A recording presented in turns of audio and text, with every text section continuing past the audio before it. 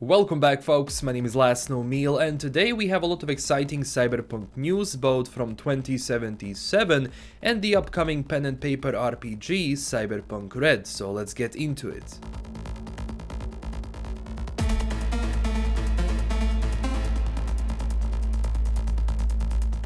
Now, the biggest news of the week was definitely the post we got from R.Talsorian Games, who are the original creators of Cyberpunk 2020 pen and paper RPG, where they finally posted the release dates for both physical and digital version. Digital release of the source book is coming on the 14th of November and physical release will happen on the 19th of November this year.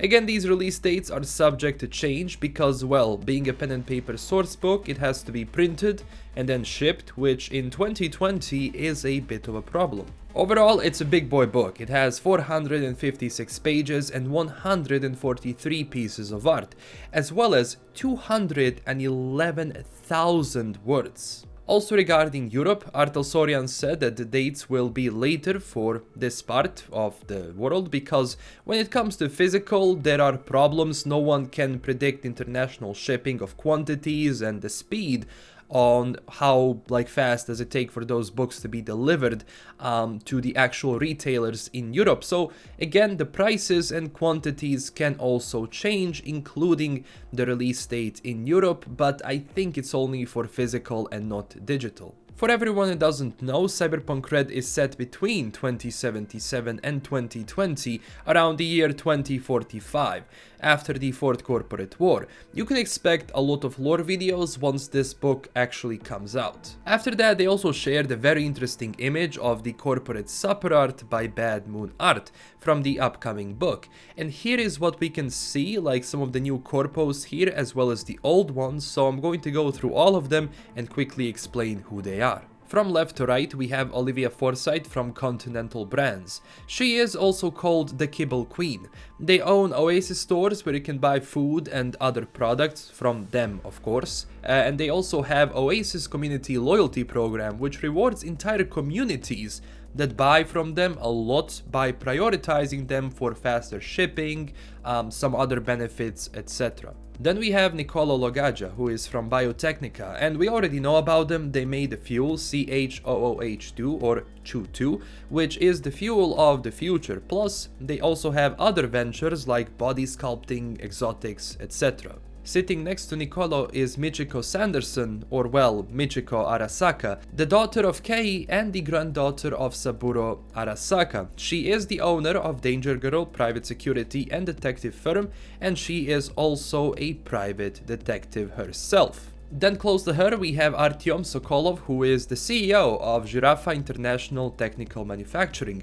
Basically, this thing that we saw in the concept art is one of their construction bots called Giraffe 3. Artyom is a neo-Soviet oligarch, and because after the Fourth Corporate War, he was able to ship cargo when others couldn't, so he quickly rose to being extremely powerful. Then we have Ur from Ziggurat, and Ziggurat basically made the local city nets that are used as an alternative to the net which was closed down by Netwatch because of the rabbits virus going through it, and of course to save everyone so that they don't flatline, Netwatch decided to close it down and build the Black Wall. Basically, they made those data pool interfaces that are community driven and provide a great way of communicating and interacting with things today. It's like their own version of the net because the global net has been completely destroyed, so now they have these localized nets through each city, I guess. Then we have Dr. Kerry Lackaman and Dr. Robert Jones. Together they run the trauma team of North America because after the Fourth Corporate War it is not an international corporation but split up. But also it's important to know that they are husband and wife with a 50-50 split in the company and how they run it. After that, we have Anatoly Novargov, who is the owner of Sovoil. They are a petrochemical corporation, and in 2020 they were basically the most powerful corporation in Neo-Russia. They basically use their power to shift where Neo-Russia is going and pretty much control it in a sense. Then we have Jacinda Hidalgo from Rocklin Augmentics, which makes cyberware. Well, more precisely, they specialize in unusual cyberware. They make designer stuff, because yes, you do have designer cyberware in the universe, same as you have with clothes, you have with this. I mean, we can see that from her arm and how it looks insane. Then sitting next to her is Agnes Youngblood, who is the boss of Petrochem, and they are the biggest producer of CHOOH2 fuel that Biotechnica actually made.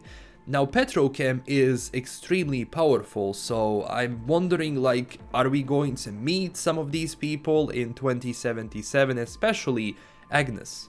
After that, we have General Samantha Lee from Militech. Of course, being a corp like that, you know, they will have a general sitting at a table. They are Militech after all. She is not the owner of Militech, but just the face of the company at that time.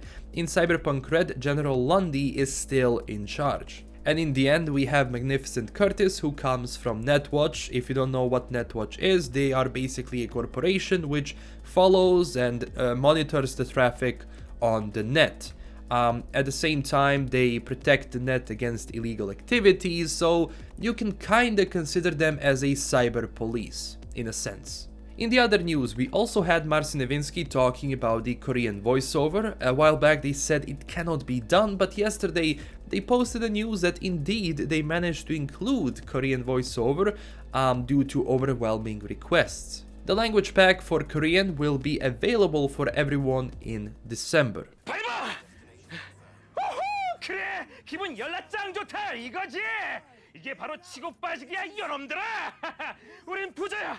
우린 이제 다 해먹을 수 있어. 체크해. We also had an image of the part of the Japanese game script and a screenshot showing insane details. I am not sure if the shells are actually included in this image or is this straight from the game, because if it is, then damn. And as I did cover already, but for all of you that don't know, the next Night City Wire is coming next Thursday at 6 p.m. Central European Time. I will be following everything. There is going to be a link down below if you actually want to watch me stream Night City Wire here on my channel. They will talk about vehicles and probably about the soundtrack, because they haven't got a chance to talk about that last time because they were talking about the system requirements. So I think this part of the soundtrack has been actually included with this one. And also, it has been confirmed they do have more plans for more Night City Wires, so this is not the last one. So that's it for today. Thank you all for watching. Don't forget to tell me down below which is your favorite corp in the universe, and click that like and subscribe button for more lore and news videos. Also join our growing community on Twitter and Discord. I also made a Patreon page. If you were looking for an extra way to support the channel, you can do it through there. And huge thanks to my current Patreon supporters. This is LKM signing out, and stay classy everyone. Bye bye.